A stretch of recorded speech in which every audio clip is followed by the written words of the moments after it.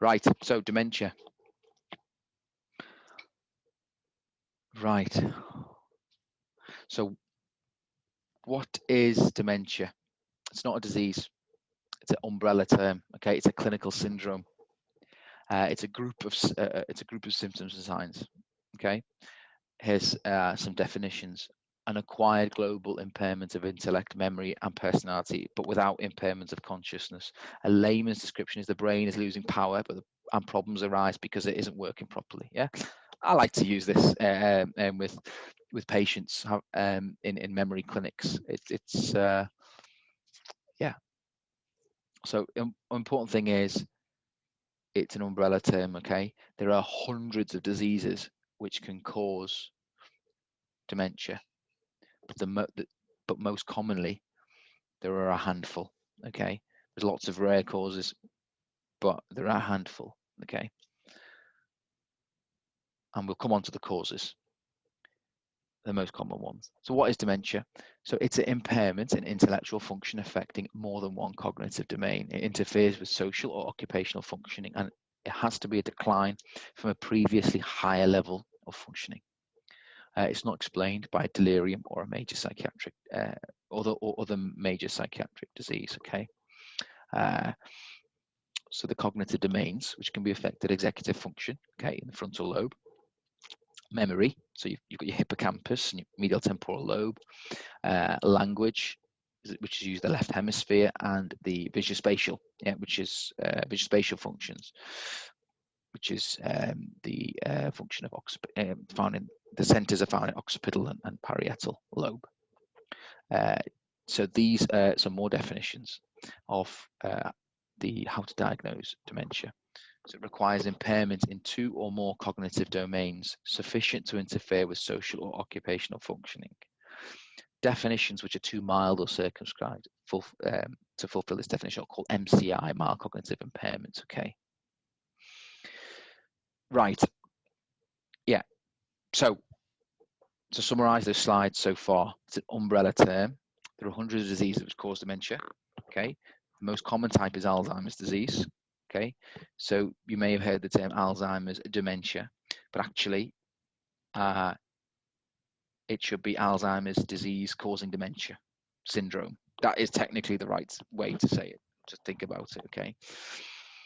The second most common type, about 35% patients, you see vascular dementia. Okay, it's where small or big strokes, or strokes basically, cerebrovascular disease has caused sufficient cognitive decline to meet the criteria for dementia.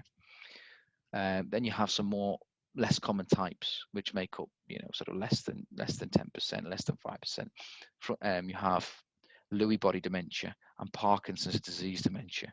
Okay. What is the difference between Lewy body dementia and Parkinson's disease dementia? We will come on to that because essentially, histologically, you would see similar changes in the brain, okay, to both Parkinson's disease dementia patients and Lewy body dementia patients. But there is a difference of how to differentiate between the two and diagnose one rather than the other. We'll come on to that. Then you have more rarer types of dementias like frontotemporal dementias, and then you're getting into a list which is really rare. So I won't bother mentioning them here, but I think I do have a list of some ones later in this slide. So to diagnose dementia, it can't just be cognitive decline. If it's just cognitive decline, but the patient is still managing to function independently, that would be a mild cognitive impairment. However, if there is cognitive decline plus executive dysfunction, there's going to be functional impairment, okay, in social or occupational functioning. So there has to be that impairment of functioning from a previously higher level to diagnose dementia. Okay. And hence executive function and another cognitive domain. So when cognition, cognitive impairment, the simplest way to think about it is cognitive impairment plus functional impairment equals dementia. Cognitive impairment without significant functional impairments is mild cognitive impairments. Okay, that's the simplest way to just simplify it. So mild cognitive impairments. This is often a diagnosis we give in memory clinics because they're referred via GPs. They're having short-term memory difficulties typically, and we assess them, but they're still managing to function independently. But they have got memory problems and they're there. So we diagnose with mild cognitive impairment. Historically, we used to keep these patients under memory services. Now, as the demand is so much, and that we don't. We discharge patients with mild cognitive impairments. Certainly in our trust, we do back to GPs. And the GPs would monitor them maybe a 12-monthly basis, do a memory test in the community, and then if they suspected there's deterioration in memory or functioning, they would refer back to us. So we don't manage mild cognitive impairments because there's nothing for much, there's no role really for us to do as long as they're functioning okay. But mild cognitive impairment does mean that you are slightly higher risk of going on to develop a dementia in the future. And by how much is that risk? Well, studies have shown that for every year you will have a diagnosis of mild cognitive impairment, you have a 10 to 15% risk of going on to develop dementia. Which I flip the coin with my patients, and I always say at this point that actually the good news is that means there's an 85 to 90% chance that you won't go on to your memory problems won't get worse. Okay, and that is quite nice for patients to hear, because a lot of these patients are very anxious and very worried that they have dementia. Before I go on, some from my clinical experience, immediately, if someone comes to my clinic, what are the two things which make me feel that someone may have dementia, or probably has dementia, or that probably doesn't have dementia immediately? Well, if they have attended the memory clinic by themselves, okay, by themselves, and they are worried about their own memory problems, so that is suggestive that they have insight, that would tell me that they probably don't have dementia. So this is the thing about psychiatry. You've probably heard me use vague terms in the last two, with schizophrenia and this, and probably, possibly, that's psychiatry. You've got to be comfortable with that. Yeah, and if you're comfortable with that, then it might be a specialty that you would enjoy thriving and doing. So if they come to clinic by themselves, it means that they may have drove there, they may have been able to get a bus there. Yeah, and think of the things we take it for granted, but think of the planning, the organization, the brain function that requires. Okay. So that's a good sign when they come by themselves and they're worried. Typically, we often describe them as a worried well. Okay. If, however, they come into clinic, usually we ask them to come with a family member. Okay, because if the primary problem is a memory problem, you need a good collateral history to diagnose dementia. That is more than any other test. No test is diagnostic, but your clinical history is very important. And who's the best place to provide that clinical history? It is a family member, or whether a spouse or a close a relative or a close friend who sees that patient frequently. Okay, that can describe a good corroborative history. Why? Because if you ask the patient, they're not going to remember what they've already forgotten, and often they don't have insight. Okay, so if they come into the clinic room, okay, I start the assessment, I start asking them some questions, and they frequently look over their shoulder and look towards their carer or a friend or whoever's joined them in that clinic to answer questions on their behalf, and they appear to lack insight. So they don't think they have problems. They minimize it, and they constantly look at their carer to answer questions on their behalf. That is something we call head-turning sign positive. Okay, head-turning sign positive, and the studies have shown that there's more than 90% chance that they have dementia. Okay, so that's not on this slide, but that's something I thought I would mention here. Okay. Okay, so I will pause in 5-10 minutes just to check the questions, okay, as they build up. So please feel free to put questions on there. Cognitive decline for age. Okay, so we've talked about MCI, so we can go on. Right, prevalence of dementia. Okay, let me just quickly tell you the bigger picture, actually, while I remember. Just to put into perspective, the personal, financial, and social cost of dementia to the individual is absolutely massive. Okay, massive. Currently, it costs the UK about £26 billion a year. Okay, 26 billion a year. Let that just sink in, okay? Because that is more than the cost of heart disease, stroke, and cancer. Okay, and that's a study which found that in 2014. Okay, so clearly, and also we're all living longer, yeah, because we're all getting better at treating physical health problems with medications, and we're all living longer. Thousands of years ago, life expectancy was what, 30, 40? Now, mid-70s, and it's expected to increase.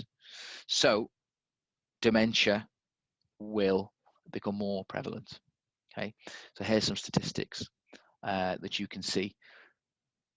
If you're less than 65, there's 1 in 100 chance. There's 1 in 100 people less than 65 who have dementia. 65 to 70, 1 in 50. 70 to 80, 1 in 20. 80 plus, 1 in 5 chance. And if you're 90, if you're 90 and above, certainly 95 and above, there's a 50% chance you will meet the criteria for dementia. So what is the biggest risk factor? It's age. Age. And unfortunately, there is no treatment to reverse the biggest risk factor, which is age. Right. So I told you a little bit about the most common cause of dementia. But as an umbrella, cognitive decline, there are numerous causes, okay? And this is something which liaison psychiatrists, who are mental health teams working alongside in hospitals, in acute hospitals, this is the first thing they have to consider is delirium, okay, or a physical cause for a cognitive decline, okay, before you start considering it may be a dementia, because also you can have a delirium on top of, superimposed on top of a suspected dementia. Okay, so you can see here for yourselves. I'm not going to go through it, but these slides will be shared. Lots of medical causes, yeah, thyroid disease, toxins, infections, autoimmune problems, which can cause cognitive problems. Depression, okay, pseudo dementia, we call it. Depression can present like dementia-like features. And just to make it muddy the waters even more, dementia, if you have diagnosed dementia, you're higher risk or more likely to get depression and anxiety. So it becomes even more difficult to tease it out. Right, this is from one of the textbooks. Again, it's causes of cognitive, just a list of cognitive symptoms which cause disorders which can cause cognitive decline. Right. Okay. Again, this is causes of dementia. So, right, this is in a pie chart format, but it just shows what the most common causes are for under 65s of dementia and over 65s. So actually, Alzheimer's disease is the most common cause of dementia, period. Yeah, whether you're under 65 or you're over 65, okay? So it's Alzheimer's disease is the most common cause of early onset dementia, as well as later onset dementia, okay? Yeah, okay. And vascular dementia is the second most common type as well in early onset or later onset, okay? Then you have frontotemporal dementia, and then you have some others, okay, like alcohol-related dementia, okay? Lewy body dementias, Huntington's disease, and the dementias you can see there. We'll talk a little bit about Lewy body and Parkinson's. Okay. Right. So this is a list of how to differentiate clinically between different types of dementias. Again, there's a lot of overlap, and there's no one disease, there's no one test which can, apart from normal pressure hydrocephalus, which you could be able to diagnose in neuroimaging. The others are often diagnosed clinically, and there's very few people want a genetic test, especially if they're later onset. Usually family members may consider it if the patient ends up being diagnosed with a rare type of dementia. So I won't go on to this, but from my own clinical experience, just to give you a little bit of a, without reading out this list, okay, patients with Alzheimer's, typically they lack insight, okay. They don't think they have a problem. So if they don't think they have a problem, and people are telling them they have a problem with memory, and they can't remember what they've already forgotten, so you can see how they start to become paranoid. And then and obviously one of the symptoms is they start misplacing things around the house. They can't find things because they've forgotten where they've put them. And then they start suspecting that their families maybe are stealing from them, and then they may get these kind of delusional beliefs, and that's where often it stems from. And so that is and that can cause lead to carer breakdown if they become aggressive. Okay, especially if the frontal lobe is starting to become diseased, so they become more irritable. They start to lose patience. They start to the previous people who were very polite people, they start to become very rude, start swearing, out of character, personality change. Okay, these are the things which suspect, okay, someone has dementia. Now, what causes that dementia? Typically in Alzheimer's disease, poor insight. Okay, they can have word finding difficulties. Okay, they can have they can have difficulties recognizing familiar faces, difficulties naming common objects. Their speech, if their speech is affected, they can become hesitant. With vascular dementia, this is the main reason we scan people with dementia. Okay, the main reason is to help us diagnose a subtype of dementia, because a scan in itself is not going to help us. It's not diagnostic. Okay, we want to rule out cerebrovascular disease. That is the main reason we do scans. Okay, and also to rule out a space occupying lesion or some other reversible cause, but it's mainly because the reversible causes are rare. It's mainly to exclude, is this more of an Alzheimer's type pathology in the brain, or is there evidence of cerebrovascular disease? Okay, if you have cerebrovascular disease, and clinically, how is someone with vascular dementia going to differ from Alzheimer's? Well, their memory problems with vascular dementia typically fluctuates quite a lot. Okay, why? Well, because blood supply fluctuates. So they can have periods of lucidity interspersed with periods of like subacute confusion. So basically how this manifests is the carers say, do you know what, it seems like for a few hours it seems like I've got my dad or my mum back, but then they're just memory, they just regress, and they just can't remember anything. They're forgetting conversations, and then it goes back again, and it fluctuates. That doesn't happen typically with Alzheimer's disease. Okay, typically. Also, hallucinations are more common with vascular dementia, especially things like visual hallucinations, seeing strangers in the house, or animals on the floor. Okay, you can see this in Lewy body dementia as well, so it's important to consider that, but it's more common in vascular dementia. Okay, and there is often a history of mood changes.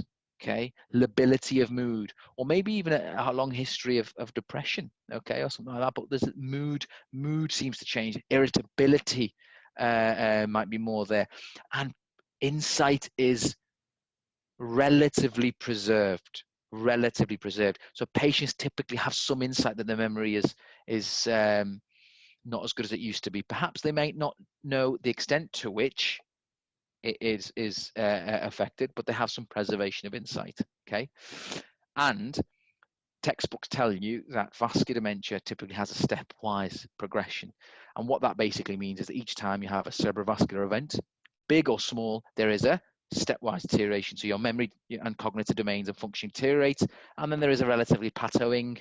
And then you have your next event, cerebrovascular event, and then there's a marked deterioration, and it's like a stepwise fashion, the deterioration over time, okay? And of course, these patients with vascular dementia have numerous cardiovascular risk factors, okay? Right, so in my clinical practice, there is often very difficult it's often difficult to differentiate between Alzheimer's and vascular. Why? Because most dementia, so a lot of the dementias, a lot of actual vascular dementias progress gradually. In Alzheimer's, you get more of a gradual progression. So if it's gradually progressed, it's come on insidiously and it's progressed very gradually, okay, over 6 months, a year, a couple of years, then that would be more in keeping with Alzheimer's disease rather than vascular. Vascular dementia, the most easiest way to diagnose it, if someone's had a stroke and they're clearly different from what they were before the stroke, that's an easy way of doing it. But often there is just this gradual deterioration also with vascular dementia because of really, really small clots in the brain over time, because of the history of hypertension, other cardiovascular risk factors, and then it becomes different to tease it out. And then there's no right or wrong about what, in my opinion, about what is the best way to manage. Personally, you have to be really sure if there's any doubt, you have to be sure it's vascular dementia. Why? Because if you diagnose someone with vascular dementia, there is limited treatment options. In fact, you can't give the anti-dementia medications, so they are become unlicensed. Okay, the anti-dementia medications you may have heard of, your donepezils, your basically acetylcholinesterase inhibitors, they are reserved for Alzheimer's disease. Or if you diagnose someone as mixed dementia, if there's any doubt, with Alzheimer's and vascular changes, vascular dementia, then you still can give these medications. And often when patients are coming to your clinic, you slap them with a diagnosis of dementia, and then you send them home with nothing. They feel often absolutely gutted. And where's your intervention? You feel like you're not doing anything. So often, a lot of doctors, I know that they choose to just be pragmatic. And if there's any doubt, they often choose to maybe diagnose as a mixed, because it's very difficult to differentiate, okay? And what's the only way to be sure? Brain biopsy, and we're not going to do that. They only do that in research post-mortem. And even when they did post-mortem, what they saw is that people who had been diagnosed with vascular changes or vascular dementia had also changes consistent with Alzheimer's disease as well, and vice versa. So you've got to be careful. You've got to be sure when you diagnose someone with vascular dementia, okay? Before I forget, some other things which would make me think, okay, this is more vascular dementia. So when you get subcortical vascular damage, so the deeper structures of the brain, your beta ganglia, your thalamus, those type of areas, then those areas are often responsible for other things, movement, coordination, etc. So if someone has developed a short, shuffly gait, okay, resembling a bit like a Parkinson's, short, shuffly gait, stooped, that tells me there is subcortical vascular disease there, okay? It would be more suggestive of rather than Alzheimer's, okay? So that's another thing. And how does that manifest? Well, falls history, okay? Falls history. So ask about the falls history. If there's a history of falls and you can see the patient's gait, often that would be enough to think, there's subcortical vascular damage here.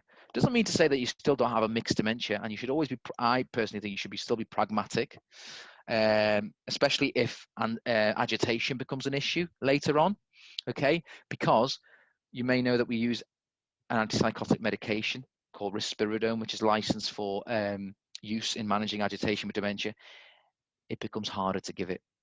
It becomes harder to justify it if you diagnose someone's vascular dementia, because there is evidence to say that if you patients with dementia who have a diagnosis of dementia and who use antipsychotics, they are high risk of stroke. But then we have to weigh the risk and benefit. So I've had lots of patients with vascular dementia who have started antipsychotics, risperidone, because it's risk benefit. So the benefits outweigh the risks. because they're unfortunately being physically aggressive towards their carers, and there's a carer breakdown, or they've come into hospital because of a carer breakdown, and there's no chance of discharging them to a care home setting unless you manage that aggression. So it's always risk benefit with psychiatry. If there's two things I want you to take away from psychiatry, is risk benefit and does it affect their functioning? And that will help you tease out and to what extent it affects their functioning, their symptoms. That will help you make that's what helps guide decisions in psychiatry. So yeah, we've talked about how to differentiate clinically Alzheimer's and vascular, and those are the most important types. Okay, so I'm not going to go into the others. Again, we've talked about this. Yeah, so your cortical dementias and your subcortical dementias. Okay, we've talked about some subcortical vascular changes and how that affects. So you can see here, mood, flat depressed, coordination impaired, cognitive and motor speed slowed, abnormal movements is more common.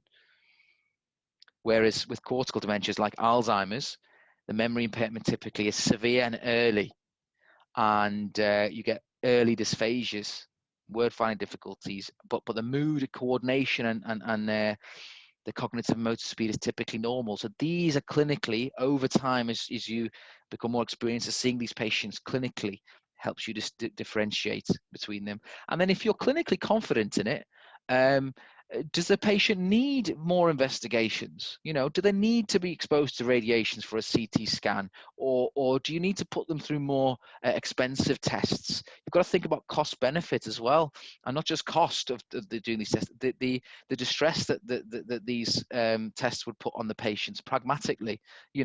Some of these scans are claustrophobic. Sitting in an MRI scanner for half an hour. Do you really need to? Is it going to make much difference in terms of your clinical management? If not, question whether you need to. Yeah, that is some psychiatrists feel that they want to investigate. They want to get it. They really, they want the diagnosis to be as guided as possible, as correct as possible. But some are more pragmatic. Yeah, so that's psychiatry for you. Cortical dementias are your Alzheimer's and your frontotemporal dementias. Yes, they typically affect the brain cortex, your occipital lobe, your lobes. Yeah, subcortical, your deeper structures, your basal ganglia, your thalamus, your internal capsule, your deeper, your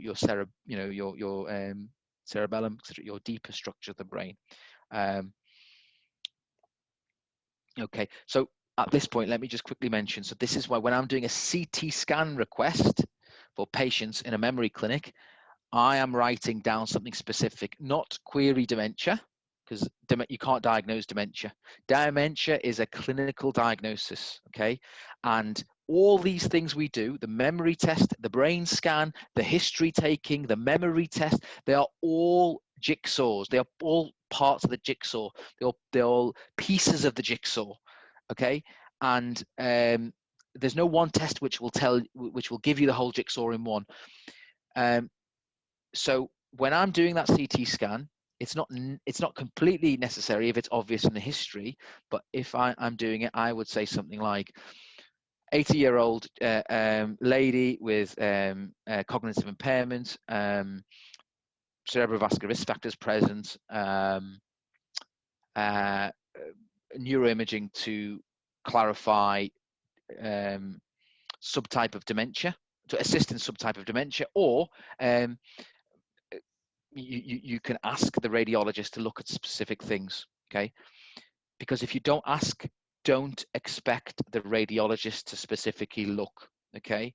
You will often get a report saying no acute changes, some chronic small vessel ischemic changes. That's a generic report, and everyone who over the age of 65 probably is going to have some chronic small vessel ischemic changes in the brain. So you want them to look at specific things, okay? So I would say query basal ganglia or lacuna infarcts, okay? Things like maybe micro hemorrhages, although that's probably better seen in MRI, but if you don't ask, you're not going to get. So I'd put that down.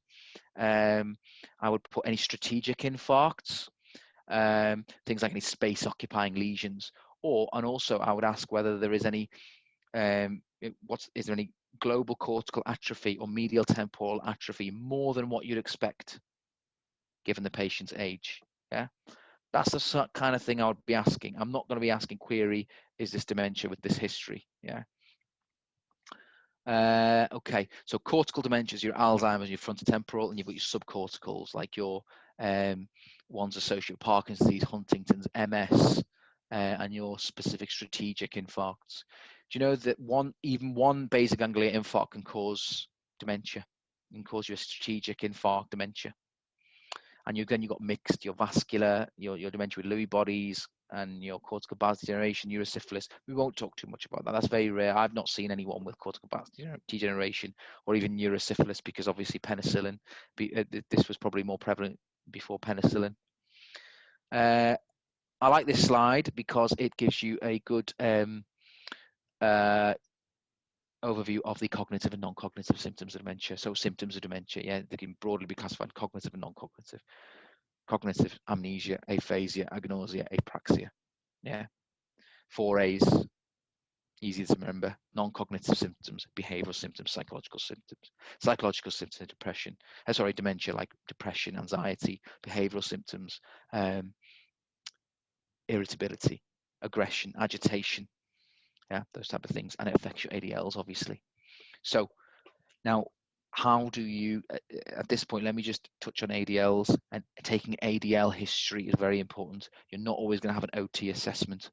Usually with dementia, you forget first what you learnt last. Okay, that's why your short-term memory goes before your longer-term memory. So typically you'll forget what you had for your last meal, or you forget a conversation that you had over the telephone 5 minutes ago, but you'll remember your childhood until the dementia progresses. Okay, in the same way, you will lose the more complex skills first before the basic skills of daily living. Okay, so the more complex skills are termed instrumental activities of daily living. Okay, so things like managing your finances, yeah, being able to budget, cooking, cleaning, using appliances around the house, like how to operate a microwave, how to operate the oven, the cooker, the hob, and how does this how do you ask about this in history? Well, were they always a good cook? Did they always independently manage their finances? Often you'll see, well, actually, you know what? The family will report, you know what, doctor, I had to take over managing the finances, actually, because my mum was getting confused with her bank statements, or she was struggling to manage her money. She'd come to pay at a counter for her shopping, and she'd look to me to pay, or she'd ask the shopkeeper to count the coins, because she couldn't recognize the coins. That £1, she said, she thought it was 20p, that sort of thing. Or can they use a cash machine? Historically, they may have always been able to use an ATM. We take it for granted, don't we? We automatically put our card in the card machine. We type in our PIN code, and we follow the instructions. But do you know what, doctor? Mum can't do that anymore. She got confused. I have to do that. There's your evidence of impairment of instrumental activities of daily living from a previously high level of functioning. Already, this patient would meet if they would usually have some either amnesia, some short-term memory difficulties. They've already met the criteria for dementia and early stages of it. So yeah, that's the instrumental activities of daily living. And things like, often they use gadgets, don't they? They may be using iPads and things.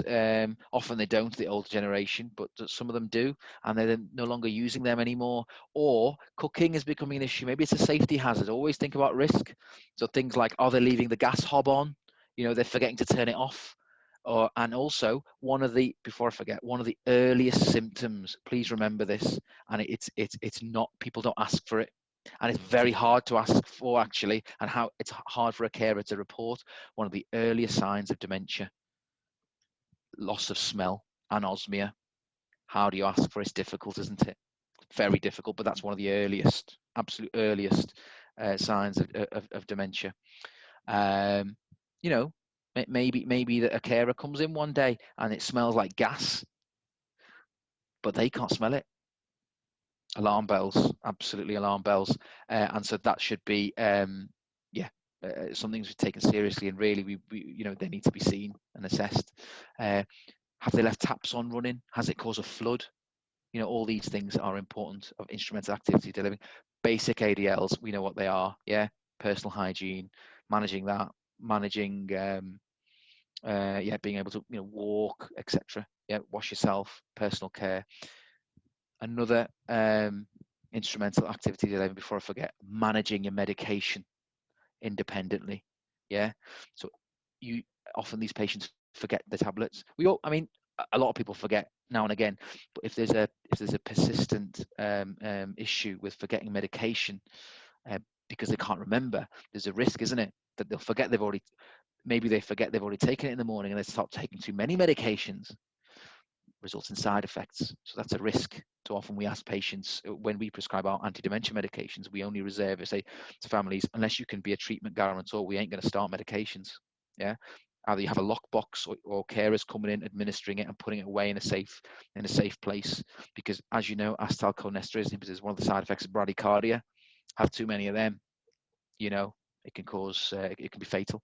So, it's really, really important in the history to tease it out. And that's why we typically in psychiatry have longer with patients than any other specialty, because you've got to, at the fundamental is risk management, okay?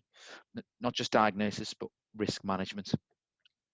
Sorry you can't make out the symptoms here, okay, because it's a bit cloudy. But I'll read them out to you, okay? So these are the recognizing the signs of symptoms of dementia. So struggling to remember recent events, but easily recalling things from the past, finding it hard to follow conversations on programs or TV, forgetting names or friends or everyday objects, repeating yourself or losing the thread of what you are saying, problems thinking and reasoning, feeling anxious, depressed, or angry, or about forgetfulness, other people starting to comment on your forgetfulness, confused even when in a familiar environment, and a decline in the ability to read or write. Okay, right. So we've talked about the most common cause of dementias. Okay, Alzheimer's, as you can see. Alzheimer's disease, histopathologically, you can see here on this picture. Okay, beta amyloid protein can't be broken down, builds up, neurofibrillary tangles and amyloid plaques build up. Okay, again, lots of textbooks which you can read this in, but they essentially, if you were to do a brain biopsy, that's what builds up. The insoluble proteins basically build up and disrupt neuronal connections, and eventually the nerves just die off. So I explain it to patients as though, after 65, as part of the natural aging process, our nerve cells start to die off. Okay, but when the nerve cells start to die off quicker than what you'd expect, and they start to affect your ability to do things as well as you used to, it's often given a term called dementia. Okay, specifically Alzheimer's disease. Okay, but when you have strokes, okay, which is the main pathology, so disruption of the blood supply to the nerve cells causing neuronal death, that is obviously vascular etiology. So you can see here the difference in essentially your brain is shrunk, isn't it? There is cortical shrinkage, which you can see here in the picture. You can see on the left here, mild to moderate Alzheimer's dementia, and you can see here more severe. And the hippocampus, okay, which is probably best visualized using MRI. It's difficult on a CT, but hippocampal atrophy is very sensitive for Alzheimer's disease. That's where your memories are formed and processed, okay? Okay, again, another picture, how it would look. Most cases are not that clear, isn't it? Because when they come to, when they're starting to show early clinical symptoms, they often resemble a healthy brain. So can you have a healthy brain on neuroimaging and still be diagnosed with dementia? Absolutely, because the scan isn't diagnostic, it's just a guide. It's just a guide. So if you have a completely healthy neuroimaging for your age, in fact, even if the radiologist reports back that actually, for an 80-year-old, your scan is just completely normal, you can still have dementia if you're still having clinical signs and symptoms and you meet the criteria. Absolutely, because it just means that maybe the neuroimaging, the neurobiological changes will just it will come at some point in the future. Your clinical symptoms are already here. So risk factors. To muddy the waters, okay, the risk factors are the same actually. So your cardiovascular risk factors increase your risk of Alzheimer's and vascular, okay? Age is the biggest risk factor, period, okay? Mild cognitive impairment means that you have a higher risk. Genetic, yeah? Family history. Females have it more. That's interesting, actually. Females have it more. Why? Well, we know that women live longer, yeah, than men. And we know that age is the biggest risk factor, so that's unsurprising. And actually, vascular dementia is more common in men.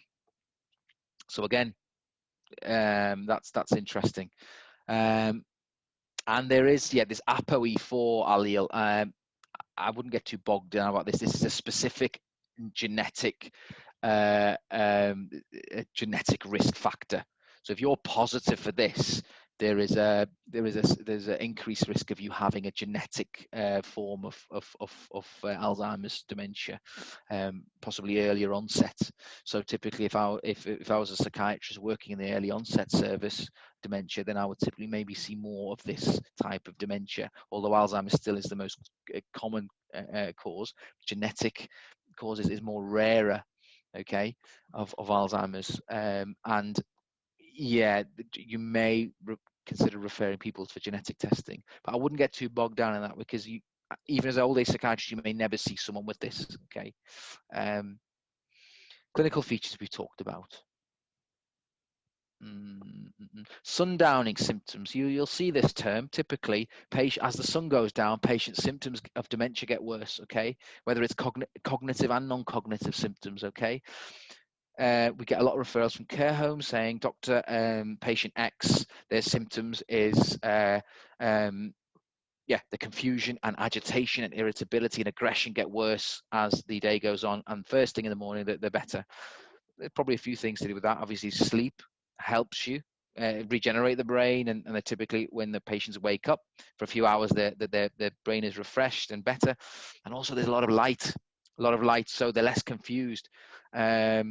That's why care homes should be designed with lots of natural light.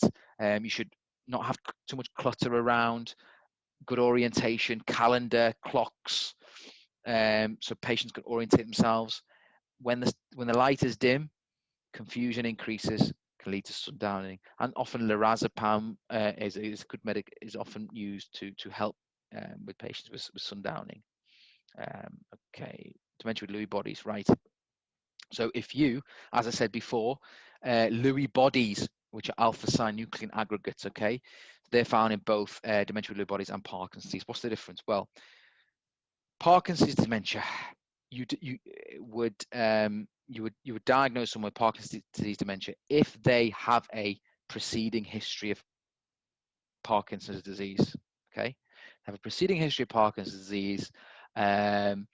Typically has started with motor symptoms first, and then they get referred to the memory clinic saying, doctor, actually now cognitive symptoms are coming, the short-term memory is failing, the memory is typically slowing down, psychomotor retardation is slowing down of their motor processing speed, their cognitive processing speed, and they've had, so the differentiation is, if you have been diagnosed with Parkinson's disease for more than 12 months ago, prior to you having the onset of your cognitive symptoms, you're diagnosed with dementia, Parkinson's disease, usually, okay. And if it's dementia of Lewy, in dementia of Lewy bodies, if your motor and cognitive symptoms have come on within the 12-month period or relatively together, it would be dementia of Lewy bodies, okay. So Parkinson's disease, the motor symptoms have come on usually years, but at least 12 months before the onset of the cognitive symptoms. That is dementia Parkinson's disease, okay. Visual hallucinations are quite prominent with patients with Lewy body dementia, okay. And if you've got Parkinson's dementia, we work closely with the neurologists. Why? Because we have to balance their motor symptoms management and their management of their cognitive symptoms. Okay. Yeah. So, Parkinson's disease medications are dopamine agonists. So you increase dopamine in the brain to help the movement. But then what can that do? It helps the movement, but it can cause delusions, hallucinations, psychotic symptoms, because we talked about the dopamine hypothesis, and you increase dopamine, you can get delusions, hallucinations. So then, as psychiatrists, we often have to counter that with maybe antipsychotic medication.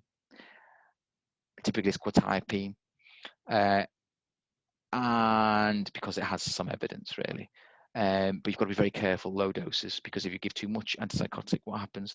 Their movement gets worse, and then they're more risk of falls. So we work closely with the neurologists to manage that. So core features of dementia Lewy bodies, Parkinsonism, yeah, recurrent early visual hallucinations, really complex and vivid and quite distressing at times. There's fluctuating presentation as well, a bit like vascular, and it can be linked with sleep disorders as well. And they tend to be very neuroleptically sensitive. That's why low doses, if anything, are used by specialists. Yeah, I wouldn't want the GP to be starting this medication. We would need initiation by a specialist psychiatrist, typically old age psychiatrist, and close monitoring. Okay. So as you can see, whatever type of dementia you're ultimately diagnosed with, you've got to meet the core symptoms of dementia. Okay. Frontotemporal dementia, right? I will quickly just run through this because I'm aware of time. It used to be called Pick's disease, but actually it's Pick's disease is a type of frontotemporal dementia. What it should really be termed is frontotemporal lobe degeneration, which should be again seen as an umbrella for neurodegenerative diseases specifically affecting frontal and anterior temporal lobes of the brain. And they're typically divided into two types. You've got your behavioral variant and you've got your primary progressive aphasia variant. Okay. But it's the second most common cause of early onset dementia before 65. Okay.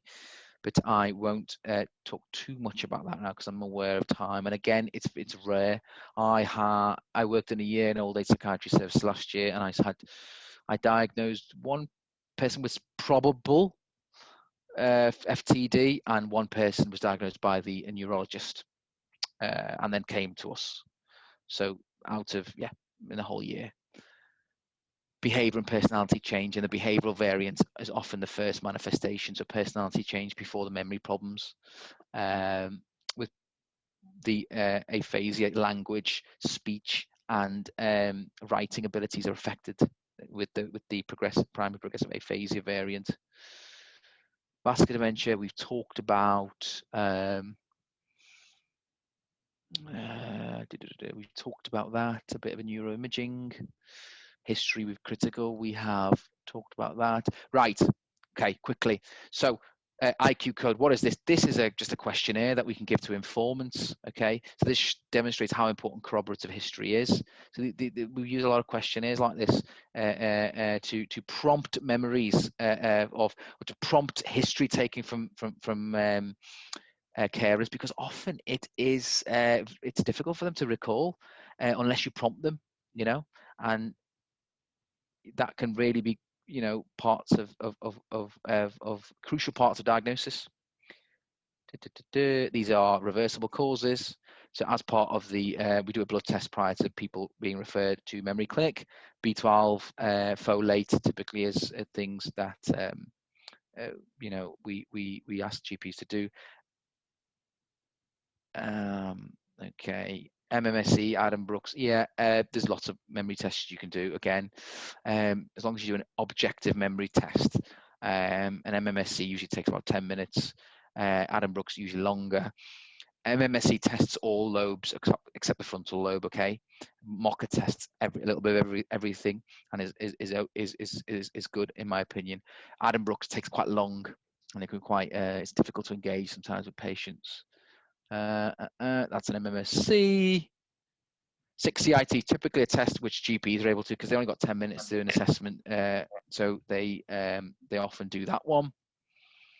I'm not going to talk about that. That's just a memory test that we I was involved with in research to try and test out. So the free cog, it was called. That's essentially the best bits of an MMSE, with a bit of testing of executive function with questions at the bottom to prompt to try and tease out if they've got frontal lobe damage. So this was trying to pick out an easy test that people can do within 7 to 10 minutes, but test all the lobes, including the frontal lobe, which MMSE doesn't have. Okay. Diagnostic testing, we've talked about that. I'm not really going to talk about here about, so you've got we've talked about structural neuroimaging, haven't we? Your CT scans and MRI. Functional scans are expensive, but they can help guide diagnosis when diagnostic uncertainty persists and you want to diagnose a subtype of diagnosis. Yeah.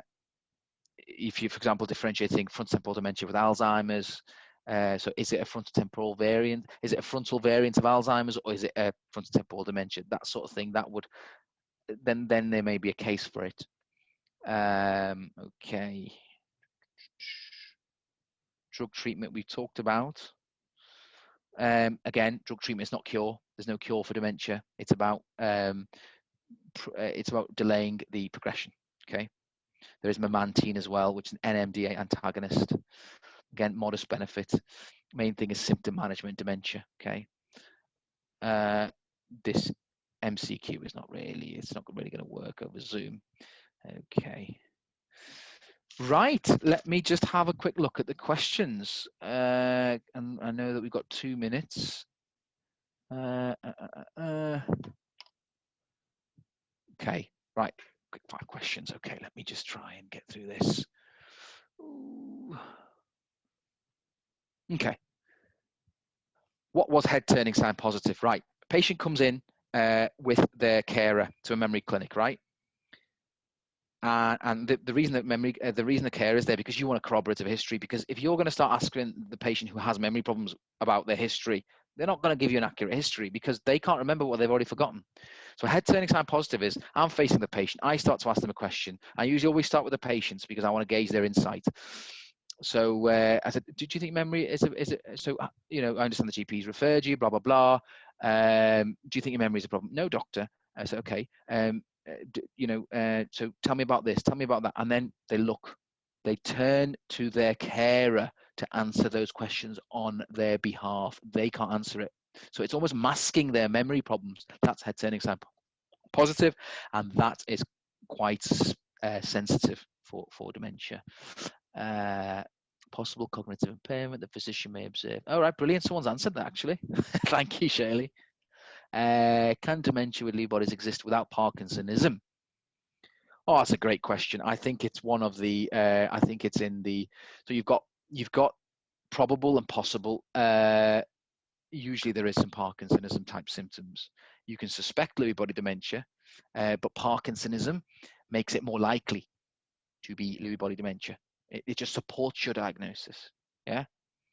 So technically, yes, you can, but you need supportive features. So without it, it might be possible, but just with it, it might be probable. There's a criteria for it. I can't remember off the top of my head actually. The curses of being a dual trainee. You're sort of a jack of all trades, master of none. But just double check that. Okay, I think it is. You technically can, but Parkinson's would make it more likely. Right. Next question. How would you differentiate Lewy body and Parkinsonism? Right. I think we talked about that, didn't we? About the history. So and would you imagine? So let me just answer that again. So someone who has Parkinson's disease, has had motor symptoms, right, for more than 12 months before the onset of the cognitive symptoms. That's Parkinson's disease dementia. If it's within the 12 months, it's diagnosed technically Lewy body dementia. It's academic. It's an academic diagnosis. Your management is not going to change. Okay. And would you image someone with MCI? Good question. I wouldn't, because you're exposed them to radiation, and unless you would, if you're not sure. The only reason you do it is if you're not sure with your diagnosis of MCI, because if things progress, they will always be referred back to you anyway. So I would scan them if they come back, because if things are stable with MCI, why would I expose them to that radiation?